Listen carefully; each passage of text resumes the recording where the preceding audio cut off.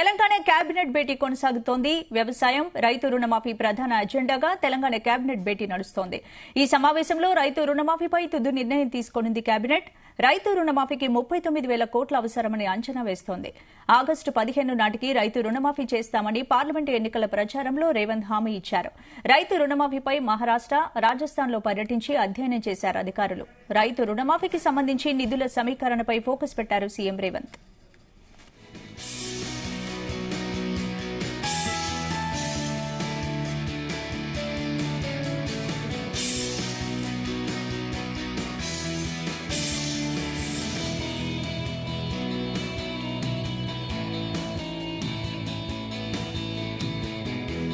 Telangana cabinet భేటీ కొనసాగుతోంది. భేటీకి సంబంధించిన ముఖ్య అప్డేట్స్ మా ప్రతినిధి శ్రీచరణ్ అడిగి తెలుసుకుందాం. శ్రీచరణ్,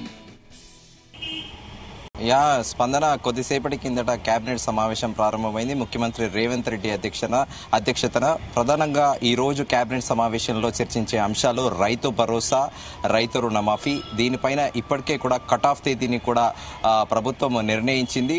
జూలై 17వ తేదీ తొలి ఏకాదశి నుండి కూడా ప్రారంభించాలి అని కూడా ప్రభుత్వం నిర్ణయించింది. సో దానిలో భాగంగా 2 విడతల వారీగా కూడా రైతు రుణమాఫీ చేయాలని కూడా ప్రభుత్వం ఆలోచిస్తుంది. ఈ రోజు ఇదే అంశము కేబినెట్ లో చర్చించే అవకాశం కూడా ఉంది. ప్రస్తుతం కేబినెట్ సమావేశం కూడా ప్రారంభమైంది కొద్దిసేపు కిందట. అయితే రైతు రుణమాఫీకి 30,000 కోట్ల అవసరం ఉంటాయి. అలాగే దాంతో పాటు రైతు భరోసాకి కూడా 7,000 కోట్ల రూపాయలు అవసరం ఉంటాయని కూడా ప్రభుత్వం ప్రాథమికంగా అంచనా వేస్తోంది.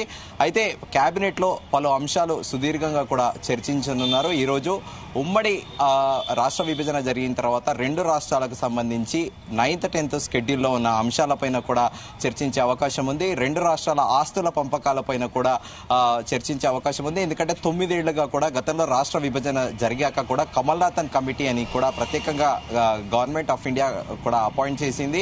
ఆ కమల్నాథన్ కమిటీలో కూడా ఉద్యోగులతో పాటు ఆస్తుల పంపకాలతో పాటు విద్యుత్, నీరు ఇవన్నీ కూడా దాంట్లో ఉన్నాయి. సో ఇవన్నీ కూడా ఈ అంశాలపైన కూడా ఈరోజు కేబినెట్ లో కూడా చర్చించే అవకాశం ఉంది. దీంతో పాటు వ్యవసాయ కమిషన్ తో పాటు విద్యా కమిషన్ కి కూడా కేబినెట్ ఆమోదం తెలిపే అవకాశం ఉంది. దీంతో పాటు కాళేశ్వరం జల ఎత్తిపోతల పైన కూడా కేబినెట్ సమావేశంలో చర్చించనున్నారు. దీనితో పాటు ఛత్తీస్గఢ్ విద్యుత్ ఒప్పందాలపైన కూడా అది కూడా ఒక అజెండాగా కూడా ఈరోజు చర్చించనున్నారు. దీంతో పాటు పాలనలో కూడా మరింత ముందుగా పాలనలో ఎలాంటి మార్పులు చేయాలి అని దానిపైన కూడా చర్చించనున్నారు. కేబినెట్ సమావేశం అయిపోయాక మంత్రులతోని కూడా ముఖ్యమంత్రి రేవంత్ రెడ్డి అధికారులు లేకుండా ఫర్దర్ గా కేబినెట్ ఎక్స్పాన్షన్ గురించి కూడా మంత్రులతోని ఇండివిజువల్ గా లేదా మంత్రులందరితోని కూడా కలిసి ముఖ్యమంత్రి చర్చించే అవకాశం ఉంది. అయితే ఉమ్మడి ఆస్తులు 9th, 10th షెడ్యూల్ తో పాటు అలాగే నిధుల సమీకరణ పైన కూడా ప్రభుత్వం ప్రత్యేకంగా ఫోకస్ పెట్టింది. రాష్ట్ర ఆదాయ వనరులు ఎలా పెంచుకోవాలి దాని మీద కూడా గవర్నమెంట్ ప్రత్యేకంగా ఫోకస్ పెడుతోంది. అయితే ఇప్పటికే కూడా పలుమార్లు కూడా చర్చించుకున్నాం మనము. ఇటు స్టాంప్స్ అండ్ రిజిస్ట్రేషన్స్ ఫీజు కూడా పెరగబోయే అవకాశం ఉంది. దీనిపైన కూడా కేబినెట్ సమావేశంలో చర్చించనున్నారు. అలాగే దాంతో పాటు ఎక్సైజ్ డిపార్ట్మెంట్ మద్యం రేట్లు కూడా పెంచే విషయంలో కూడా ఈరోజు కేబినెట్ సమావేశంలో కూడా చర్చించనున్నారు. సో ఇలా అనేక అంశాలపైన కూడా ఈ రోజు కేబినెట్ సుదీర్ఘంగా కూడా సమావేశం జరగనుంది. దీంట్లో మెయిన్ గా తీసుకోవాల్సింది ఏంటంటే రైతు రుణమాఫీ, రైతు భరోసా. ఈ రెండింటిపైనే గవర్నమెంట్ చాలా సీరియస్ గా ఫోకస్డ్ గా ఉందని చెప్పుకోవాలి. ఎందుకంటే ముఖ్యమంత్రి రేవంత్ రెడ్డి పలు సందర్భాల్లో కూడా ఎన్నికల ప్రచారంలో పదే కూడా ప్రస్తావించారు. 15 ఆగస్టు లోపల ఖచ్చితంగా రైతు రుణమాఫీ చేసి తీరుతామని కూడా ప్రకటించిన విషయం తెలిసిందే. సో దానిలో భాగంగా ఇప్పుడు ఈ రైతు రుణమాఫీతో పాటు రైతు భరోసా పైనే కూడా మెయిన్ ఎజెండా ఈ 2 ఇటుపైనే కూడా ప్రధానంగా చర్చించనున్నారు. దీంతో పాటు ప్రత్యేకంగా అకాడమిక్ ఇయర్ తో పాటు విద్యా కమిషన్ తో పాటు అలాగే వ్యవసాయ కమిషన్ కూడా ఏర్పాటు చేయనున్నారు. అలాగే ఈ రైతు రుణమాఫీ కట్ ఆఫ్ 2 విడతలుగా కూడా మహారాష్ట్ర, మనం గతంలో కూడా పలుమార్లు చర్చించుకున్నాము.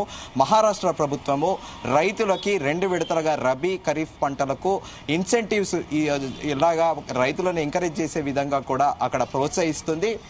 ఎవరైతే బ్యాంకుల్లో లోన్ తీసుకొని వాళ్ళు ప్రాంప్ట్ గా రెగ్యులర్ గా వడ్డీ కడుతున్నారో వాళ్ళని ఎంకరేజ్ చేసే విధంగా 6 నెలలకు ఒకసారి కూడా ప్రభుత్వం వాళ్ళని ప్రోత్సహించే విధంగా కూడా అక్కడ ఇన్సెంటివ్స్ ఇస్తుంది. సో ఇప్పటికే తెలంగాణ వ్యవసాయ శాఖ అధికారులతో పాటు ఇటు ఫినాన్స్ డిపార్ట్మెంట్ కి చెందిన అధికారులు కూడా మహారాష్ట్ర, రాజస్థాన్ లో కూడా పర్యటించి అక్కడ అధ్యయనం చేసి వచ్చారు. రాజస్థాన్ లో అయితే నేషనలైజ్ బ్యాంక్ లో ఎవరైతే రైతులు రుణాలు తీసుకున్నారో వాళ్ళకి రుణమాఫీ లేదు. ఓన్లీ కార్పొరేషన్ బ్యాంక్ లో, గ్రామీణ కార్పొరేషన్ బ్యాంక్ లో రైతులకు ఏవైతే ఉద్దేశించున్నాయో వాటికి మాత్రమే లోన్ వేవ్ చేస్తూ వస్తుంది ప్రభుత్వము. సిమిలర్ గా మహారాష్ట్ర లాగానే ఇక్కడ కూడా తెలంగాణ ప్రభుత్వము 2 విడతల వారీగా కూడా రైతు రుణమాఫీ చేసే యోచనలో ఉంది. దీనిపైన కూడా ప్రత్యేకంగా ఒక కేబినెట్ సబ్ కమిటీ కూడా ఏర్పాటు చేసే అవకాశం ఉంది. 2 విడతల్లో ఇప్పుడు ముందుగా అనుకున్నట్టు మొదటగా కూడా గోల్డ్ లోన్, బంగారం తాకట్టు పెట్టి ఎవరైతే లోన్ తీసుకున్నారో వారికి మొదటి ప్రాధాన్యతగా కూడా రుణమాఫీ చేసే ఆలోచనలో ప్రభుత్వం ఉంది. సో ఇప్పుడు ఎండ్ ఆఫ్ ది డే ఏంటంటే కేబినెట్ లో ఇటు 9th 10th షెడ్యూల్ కి ఉమ్మడి ఆంధ్రప్రదేశ్ విభజన తర్వాత జరిగిన ఆస్తి పంపకాలతో పాటు మెయిన్ ఎజెండా మాత్రము రైతు రుణమాఫీ, రైతు భరోసా అని చెప్పుకోవాలి. ఎందుకంటే ఇది చాలా సున్నితము, సమస్యాత్మకమైన ఇప్పటికే రుణమాఫీపై మహారాష్ట్ర, రాజస్థాన్ లో పర్యటించి అధికారులు అధ్యయనం చేయడం జరిగింది. ముఖ్యంగా రైతు రుణమాఫీ, రైతు భరోసా నిధులపైనే ఈ భేటీలు, చర్చలు కొనసాగుతున్నాయి కాబట్టి మరి ఏంటి, ఎప్పటిలోగా ఇది అమలు చేసే అవకాశం ఉంది? అదే మహారాష్ట్రలో ఏ విధంగా ఇంప్లిమెంట్ చేస్తున్నారో, ఉదాహరణకి ₹1,00,000 లోన్ తీసుకున్న రైతుకి 6 నెలల్లో ప్రాంప్ట్ గా వడ్డీ కడితే పావులా వడ్డీ బ్యాంక్ యూజువల్ గా అయితే ఫార్మర్స్ కి పావులా వడ్డీకి బ్యాంకులు అనేవి లోన్ ఇస్తాయి. 6 నెలల పాటు ఎవరైతే సక్రమంగా కడతారో వారికి 25,000 చొప్పున, సంవత్సరానికి 50,000 కూడా లోన్ కేటగరైజ్ గా, అంటే లోన్ తీసుకున్న దాన్ని బట్టి కూడా ప్రోత్సాహకరంగా ఇస్తుంది. సో ఇక్కడ కూడా గవర్నమెంట్ కూడా సిమిలర్ గా అదే ప్లాన్ ని కూడా ఇంప్లిమెంట్ చేయబోతోంది. 2 విడతల వారీగా కూడా ఇక్కడ రైతు రుణమాఫీ చేయాలనుంది. అయితే ఇప్పుడు ప్రస్తుతానికి రాష్ట్ర ప్రభుత్వానికి ఆదాయ వనరులు సమకూర్చుకునే దిశలోనే ఉంది.